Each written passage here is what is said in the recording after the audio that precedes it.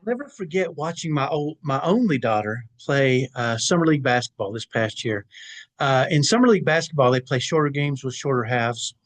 Um, they don't they shoot foul shots, but it's usually 1 for 2. So they try to speed the game up to get more games and done in a certain amount of time. And in this game, they went into overtime, and in overtime, typically it's a longer amount of time. But this, I think, in this overtime it was like 2 minutes, so it was very quick with a running clock. And after the first overtime, they were still tied. And so they went into what they called sudden death. And I'll never forget, sudden death means the next basket wins. And that's frightening for these girls because one basket could either win or lose the game. And I remember looking down from the stands, and you could see the girls on my daughter's team nervously walking around, not knowing, kind of uncomfortable with the idea that the next bucket wins.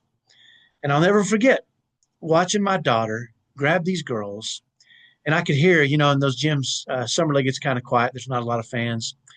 And I heard her say, "Isn't this exciting? Now one of us gets to win the game with a shot." And she started like pumping them up. And all these girls, you could see their emotions go from concerned to excited. Well, ends up, they made the next shot and won the game. And the girl that did it had a game winning shot. And they leaped into each other's arms and celebrated like crazy.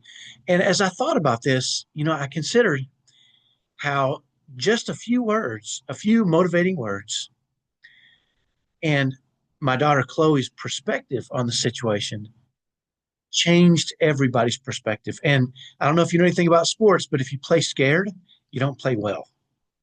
And if you play with joy and with excitement and with fun in your heart, you just play better. And it led me to think about how many times in my life, or how many times have we been in difficult situations and somehow created some perspective for ourselves so that we could manage those situations better and changed our view of them. Sometimes I think when we're in the middle of a difficulty with our kids or in our life as families, uh, we're just stuck in that moment and we can't see beyond that moment.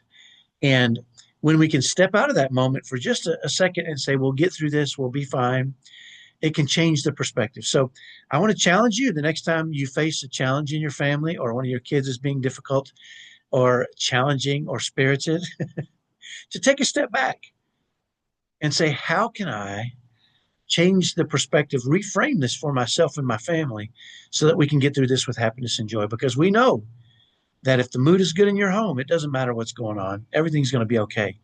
But if the mood is bad, everything can be perfect, but things are still going to fall apart. So let's set the right mood as parents, and I'll talk to you next time. Bye bye.